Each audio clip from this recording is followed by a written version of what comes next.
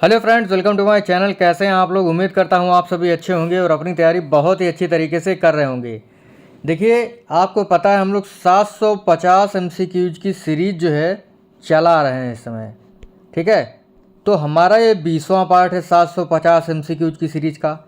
अगर आप 19 पार्ट पिछले नहीं देखें, डिस्क्रिप्शन में आपको प्लेलिस्ट का लिंक दे दिया जाएगा। चैनल पर अगर आप पहली बार आए, चैनल आपको सब्सक्राइब कर लेना है, क्योंकि इसी प्रकार के महत्वपूर्ण वीडियो आपको हमेशा मिलते रहेंगे। ठीक है, देखिए चैप्टर है हमारा अधिगम, और उसके अंदर हम लोग पढ़ेंगे परिभाषाएं, प्रकार और विशेषताएं। गारंटी देता हूं भैया, गारंटी, अगर आप इस वीडियो को देख लेंगे तो जो परिभाषाएं, प्रकार और विशेषताएं हैं, जिंदगी में कभी नहीं भूलेंगे। जब तक आप एग्ज़ाम देंगे मुझे याद रखेंगे कि सर ने ये परिभाषा इस तरीके से याद कराई थी, और आपको याद रहेगी। तो शुरू करते हैं इस वीडियो को बिना समय गवाए हुए। पिछले वीडियो नहीं देखें जरूर देखिएगा, और चैनल पर पहली बार आए चैनल को सब्सक्राइब कर लीजिएगा। शुरू करते हैं। पहला हमारा प्रश्न है, हम करके सीखते हैं। यह कथन भैया किसका है? अंडरवुड का, रिली का, डॉक्टर मिस का या वुड का? तो बहुत ही आसान सा प्रश्न और एग्ज़ाम में ये पूछा गया है। तो भैया देखिए, आपको पता होगा जब हम बाहर रहते हैं तो एक खाने की जगह होती है, उसे क्या कहते हैं? मेस। ठीक है, कहिए भैया हम तो मेस में खाना खाने जा रहे हैं, तुमको चलना है चलो। तो भैया जब हम मेस में जाते हैं तो वहाँ पर हम कुछ ना कुछ करते हैं और हम सीखते हैं। तो हम करके सीखते हैं कहाँ? मेस में। इसी वजह से डॉक्टर मेस, सी वाला ऑप्शन आपका सही होगा। तो भैया हमारा दूसरा प्रश्न है, अभ्यास या अनुभूति से व्यवहार में धारण योग्य परिवर्तन को सीखना कहा जाता है। यह कथन किसका है? वुडवर्थ का, रिली व लेविस का, स्किनर का या गिलफोर्ड का? बहुत ही आसान प्रश्न है और मुझे हमेशा याद रहता है। देखिए, जब भी आप कहीं कपड़े खरीदने जाते हैं तो आप क्या करेंगे? सोचते हैं भैया कि जो है ब्रांडेड कपड़ा हमें चाहिए, तो ली और लेविस का आप क्या करेंगे? एक जीन्स की पैंट खरीद लिए और एक जो है शर्ट खरीद लिए। तो ली और लेविस की जब हमने जीन्स और शर्ट पहनी तो क्या हुआ? व्यवहार में धारण योग्य परिवर्तन हुआ। इस तरीके से आप लोग याद रखिएगा। जैसे ली और लेविस की हम लोगों ने पैंट और शर्ट पहनी, यानी जीन्स और शर्ट पहनी, तो हमारे व्यवहार में धारण योग्य परिवर्तन हो गया, और वही होता है सीखना। अभ्यास या अनुभूति से व्यवहार में धारण योग्य परिवर्तन को सीखना कहते हैं। किसने कहा है? रिली व लेविस ने। रॉबर्ट गैने ने अधिगम के कितने प्रकार बताए हैं? अधिगम सोपानकी के कितने स्तर बताए हैं? तो रॉबर्ट गैने ने अधिगम के 8 स्तर बताए हैं। कितने? 8 स्तर बताए हैं। डिटेल से भी बात होगी इस वीडियो में आगे। अगला बहुत ही शानदार प्रश्न है, सीखना आदतों, ज्ञान और अभिवृद्धियों का अर्जन है, यानी लर्निंग जो है ये आदतों, ज्ञान और अभिवृद्धियों का अर्जन है। यह कथन है Skinner, Ross, crow and crow या गिलफोर्ड का?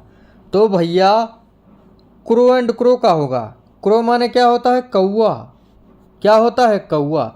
कौवे की आदत और ज्ञान और अभिवृद्धियाँ जो है बहुत ही तगड़ी होती हैं।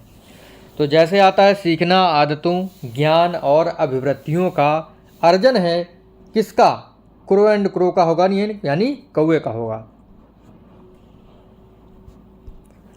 अगला है, सीखना विकास की प्रक्रिया है। यह कथन है वुडवर्थ का, गैने का, राइट ब्रदर्स का या स्किनर का? सीखना विकास की प्रक्रिया है। विकास की प्रक्रिया है, सीखना यानी डेवलप की प्रक्रिया है। और आपको पता है जो लकड़ी होती है वो बढ़ती है, यानी वुड में जो हमेशा क्या होता रहता है? विकास होता रहता है। तो इस तरीके से आप लोग याद रखिएगा। ए वाला ऑप्शन इसका सही होगा। अगला है द कंडीशंस ऑफ लर्निंग। यह पुस्तक किसकी है? रॉस की, स्किनर की, गैने की या रूसो की? द कंडीशंस ऑफ लर्निंग ये पुस्तक है रॉबर्ट गैने की, और ये पुस्तक 1965 में प्रकाशित हुई थी। ठीक है, जिसमें इन्होंने अधिगम के 8 स्तर बताए थे। ठीक है, 8 स्तर बताए थे। अभी आपको बताते हैं आगे चल के। प्रश्न है हमारा, नवीन ज्ञान तथा नवीन प्रतिक्रियाओं को प्राप्त करना ही अधिगम है। यह कथन है गिलफोर्ड का, पील का, वुडवर्थ का या रॉस का? देखिए, एक होती है लकड़ी की बेंच। वुड माने क्या होता है? लकड़ी। बर्थ माने क्या होता है? BIRTH। मान लीजिए बर्थ माने क्या होता है? लकड़ी, सॉरी लकड़ी, और बर्थ माने होता है बैठने की, मतलब बेंच। बर्थ माने होता है बेंच, यानी बर्थ माने एक जो है बर्थ बना होता है, वुड माने लकड़ी। तो लकड़ी की बेंच ये याद आपको हो गया होगा। तो लिखा है नवीन ज्ञान तथा नवीन प्रतिक्रियाओं को प्राप्त करना ही अधिगम कहलाता है। तो मान लीजिए नवीन एक लड़का था, वो नवीन लकड़ी की बेंच पर बैठा, यानी वुड वर्थ पर बैठा। इस तरीके से आप लोग याद रखिएगा, यानी आपका सी वाला ऑप्शन सही होगा। अगला, व्यवहार के परिणाम स्वरूप व्यवहार में परिवर्तन सीखना है। यह कथन है गेट्स व अन्य का, वुडवर्थ का, क्रॉनबेक का या गिलफोर्ड का। व्यवहार के परिणाम स्वरूप व्यवहार में परिवर्तन ही सीखना है। ये परिभाषा जब मैंने बच्चों को पढ़ाई तो एग्ज़ाम में जब ये आई, तो जब मैंने आंसर की जारी की तो उन्होंने कमेंट करके बताया कि सर ये परिभाषा आई थी और जो है हमारी सही हुई। कैसे सही हुई, ट्रिक देखिए। व्यवहार नाम का एक व्यक्ति था और व्यवहार नाम का दूसरा व्यक्ति था, ठीक है। ये आपस में युद्ध कर दिए, यानी लड़ाई कर दिए, और एक दूसरे का गला फोड़ दिए, यानी गिल फोड़ दिए। तो क्या होगा, गिल फोड़। गिल माने गला और फोड़ माने फोड़ना। क्या होगा, फोड़ना। तो व्यवहार नाम के दो व्यक्ति आपस में लड़े और एक दूसरे का गिल फोड़ दिए, यानी गला फोड़ दिए। इस तरीके से आप लोग याद रखिएगा। सीखना अनुभव और प्रशिक्षण द्वारा व्यवहार में परिवर्तन है। यह कथन है गेट्स व अन्य का, रूसो का, थांडाइक का या क्रो एंड क्रो का। तो भैया ये कथन है गेट्स व अन्य का। किसका कथन है ये, गेट्स व अन्य का है। देखिए गेट होता है ना, एक दरवाज़ा होता है आपकी कोचिंग का। मान लीजिए कोचिंग है या स्कूल है, ठीक है। तो आपको पढ़ाने के लिए गेट से कौन अंदर आएगा, जो अनुभव और प्रशिक्षण प्राप्त किए हुए होगा। तो जैसे आता है सीखना अनुभव और प्रशिक्षण द्वारा व्यवहार में परिवर्तन है, तो भैया गेट के अंदर जो है हमेशा अनुभवी और प्रशिक्षण प्राप्त किया हुआ आएगा। तो गेट्स व अन्य। रॉबर्ट गैने ने कौन सा अधिगम का प्रकार नहीं बताया है, संकेत अधिगम, श्रृंखला अधिगम, रटकर अधिगम या उद्दीपक अनुक्रिया अधिगम। तो भैया देखिए रटकर अधिगम जो है ये रॉबर्ट गैने ने नहीं बताया है। इन्होंने 8 प्रकार बताए हैं सीखने के, वो मैं आपको बताता हूँ कौन कौन से। पहला बताया था संकेत अधिगम, दूसरा बताया उद्दीपक अनुक्रिया अधिगम, तीसरा बताया श्रृंखला अधिगम और चौथा बताया शाब्दिक सहचर अधिगम। पांचवा बताया था विभेदात्मक अधिगम, छठवां बताया संप्रत्यय अधिगम, सातवां बताया नियम अधिगम और आठवां बताया समस्या समाधान अधिगम। अगला है आसबेल ने अधिगम के प्रकार कितने बताए, 4, 5, 6 या 7। तो आसबेल ने अधिगम के 4 प्रकार बताए थे, ठीक है। 4 प्रकार कौन कौन से, अभिग्रहण अधिगम, अन्वेषण अधिगम, रटकर अधिगम या अर्थपूर्ण अधिगम। तो ये 4 प्रकार आसबेल ने बताए थे और रॉबर्ट गैने ने 8 प्रकार बताए थे। प्रश्न है आसबेल ने अधिगम का प्रकार बताया, शाब्दिक सहचर अधिगम, नियम अधिगम, अर्थपूर्ण अधिगम या संप्रत्यय अधिगम। तो भैया आसबेल ने 4 प्रकार बताए हैं। कौन कौन से, अभिग्रहण अधिगम, दूसरा बताया अन्वेषण अधिगम, तीसरा बताया रटकर अधिगम और चौथा बताया अर्थपूर्ण अधिगम। तो यही होगा आपका सी वाला अधिगम, ठीक है। अगला, रॉबर्ट गैने ने अधिगम का प्रकार नहीं बताया है, अभिग्रहण अधिगम, संप्रत्यय अधिगम, समस्या समाधान अधिगम या नियम अधिगम। तो रॉबर्ट गैने ने 1965 में एक पुस्तक प्रकाशित की थी द कंडीशंस ऑफ लर्निंग। उसमें इन्होंने 8 प्रकार के अधिगम बताए। कितने प्रकार के, 8 प्रकार के अधिगम। कौन कौन से, संकेत अधिगम, उद्दीपक अनुक्रिया अधिगम, श्रृंखला अधिगम तीसरा बताया, चौथा बताया शाब्दिक सहचर अधिगम, पांचवा क्या बता दिया, पांचवा बता दिया इन्होंने विभेदात्मक अधिगम, छठवां बताया संप्रत्यय अधिगम, सातवां बताया नियम अधिगम और आठवां बताया समस्या समाधान अधिगम।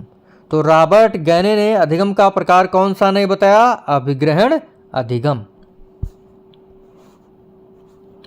औपचारिक अधिगम का प्रकार है विद्यालय, परिवार, समाज या टेलीविजन। देखिए औपचारिक अधिगम क्या होता है, ऐसा अधिगम जिसमें समय की बद्धता या ये मतलब जो है समय की बाध्यता और नियम होते हैं। औपचारिक अधिगम ऐसा अधिगम होता है जिसमें नियम कायदा कानून होता है। तो ऐसा कहाँ होगा, परिवार में होता है नहीं, समाज में होता है नहीं, टेलीविज़न में होता है नहीं। तो आपका विद्यालय, विद्यालय में भैया जो है नियम होते हैं कि 9 बजे आना है और 3 बजे घर वापस जाना है। तो भैया नियम है, वहाँ कायदे से रहना है, लड़ाई नहीं करना है। तो नियम कायदा कानून जहाँ पर होता है वहाँ पर आपका औपचारिक अधिगम होता है। और इसके विपरीत जहाँ पर नियम कायदा कानून नहीं होता है वहाँ पर आपका अनौपचारिक अधिगम होता है, जैसे परिवार, समाज, टेलीविज़न, मैगजीन और न्यूज़ आदि। अगला अधिगम की विशेषता नहीं है। जीवन पर्यंत यानी अधिगम जीवन पर्यंत चलता है। विकास की प्रक्रिया है जीवन, खोजपूर्ण है, सार्वभौमिक नहीं है। तो भैया विकास जो है अधिगम जो है जीवन पर्यंत चलता है। विकास की प्रक्रिया है, अभी एक आपके लिए परिभाषा थी कि सीखना विकास की प्रक्रिया है, किसने कहा है? वुडवर्थ ने कहा है। ठीक है, तो ये तो भैया ये भी सही हो गया। और अधिगम जो है खोजपूर्ण है, बिल्कुल।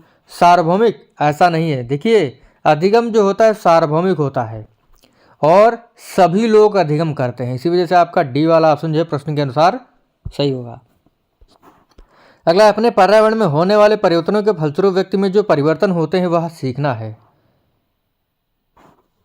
क्रॉनबेक, ई.ए. पील, वुडवर्थ या गिलफोर्ड। तो भैया ये कथन किसका है? अपने पर्यावरण में होने वाले परिवर्तन के फलस्वरूप व्यक्ति में जो परिवर्तन होते हैं वह सीखना है। ठीक है, ये कथन है आपका ई.ए. पील का। बी वाला ऑप्शन आपका सही होगा।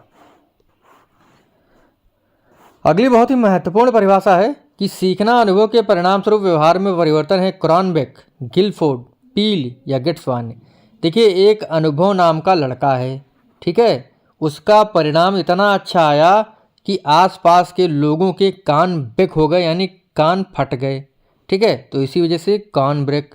तो सीखना अनुभव के परिणाम स्वरूप व्यवहार में परिवर्तन क्या होगा? क्रॉनबेक। अगला, ऐसा अधिगम जिसमें समय की बाध्यता और नियम नहीं होते हैं, कौन सा अधिगम होगा? संकेत अधिगम, औपचारिक अधिगम, अनौपचारिक अधिगम या संप्रत्यय अधिगम। तो अभी मैंने आपको बताया था जहाँ पर नियम नहीं होंगे वहाँ पर अनौपचारिक अधिगम होगा। ठीक है, जैसे परिवार, समाज, टेलीविज़न आदि। अगला है उपयुक्त अनुक्रिया का चयन तथा उसे उत्तेजना से जोड़ना ही अधिगम कहलाता है। यह कथन है क्रो एंड क्रो, स्किनर का, रैमर का या थॉर्नडाइक का। तो भैया उपयुक्त अनुक्रिया यानी रिस्पांस को उत्तेजना से यानी स्टूमुलस को आर से जोड़ना, ये एसआर थ्योरी किसने दिया था? थॉर्नडाइक ने। यानी उद्दीपक और अनुक्रिया को जोड़ने का संबंध सीखना बताया है, ये बताए थे थॉर्नडाइक महोदय। डी वाला ऑप्शन आपका सही होगा। थॉर्नडाइक महोदय अमेरिका के निवासी थे। अभी तो हम लोग केवल परिभाषाओं पर बात कर रहे हैं, क्योंकि सिद्धांत पर अगर यहीं बात करने लगेंगे तो फिर अगला वीडियो कैसे आएगा ना। तो भैया आज हम लोग जो है 450 कंप्लीट कर लेंगे। 450 प्रश्न अगर पढ़ लेते हैं तो गारंटी देता हूँ भैया बाल विकास की धज्जियाँ उड़ा देंगे। जो यूपी टेट का पेपर आता है, चाहे वो जूनियर लेवल का हो या प्राइमरी लेवल का हो, पढ़ लेंगे तो गया मतलब CDP आपका मतलब ख़त्म। 30 में 30 नंबर लेके आएंगे। अगला है सीखना नई प्रतिक्रियाओं को प्राप्त करना या पुरानी प्रतिक्रियाओं की क्रियाशीलता को बढ़ाना है। यह कथन है अंडरवुड का, डॉक्टर मिस का, रिली और लेविस का या रूसो का। देखिए आपने जब भी कोई लकड़ी हो आपके पास, ठीक है, अगर आप उसे छील देना तो उसमें जो है पुरानी प्रतिक्रियाएं दिखाई देंगी और नई प्रतिक्रियाएं भी दिखाई देंगी। ठीक है, यानी पुरानी भी चीज़ दिखेगी और नई भी चीज़ दिखेगी। तो भैया वुड माने क्या होता है? लकड़ी, और अंडर माने क्या होता है? नीचे। तो जब लकड़ी को छील देंगे तो क्या मिलेगा? तो अंडरवुड, यानी लकड़ी के नीचे, अंडर माने नीचे, वुड माने लकड़ी। लकड़ी को जब छील देंगे लकड़ी के नीचे आपको क्या मिलेगा? नई प्रतिक्रियाएं, पुरानी प्रतिक्रियाओं की क्रियाशीलता मिलेगी। तो इसी तरीके से आप इसे रिलेट करके याद रख सकते हैं। प्रश्न हमारा सीखना नई प्रतिक्रियाओं को प्राप्त करना और पुरानी प्रतिक्रियाओं की क्रियाशीलता को बढ़ाना है। यह कथन है अंडरवुड का। अगला कथन है अभ्यास या अनुभूति से व्यवहार में धारण योग्य परिवर्तन को सीखना कहते हैं। यह कथन है रिली तथा लेविस, रॉस, वुडवर्थ या क्रो एंड क्रो का। भैया देखिए अभी मैंने आपको बताया था, ये आप कमेंट करके बताइएगा, इसकी बात हो चुकी है। ठीक है, बाकी मिलेंगे आपसे अगली वीडियो में। तब तक के लिए जय हिंद, जय भारत। और अगर आपको वीडियो में कुछ भी अच्छा लगा हो लाइक करिएगा, शेयर करिएगा। Thanks for watching.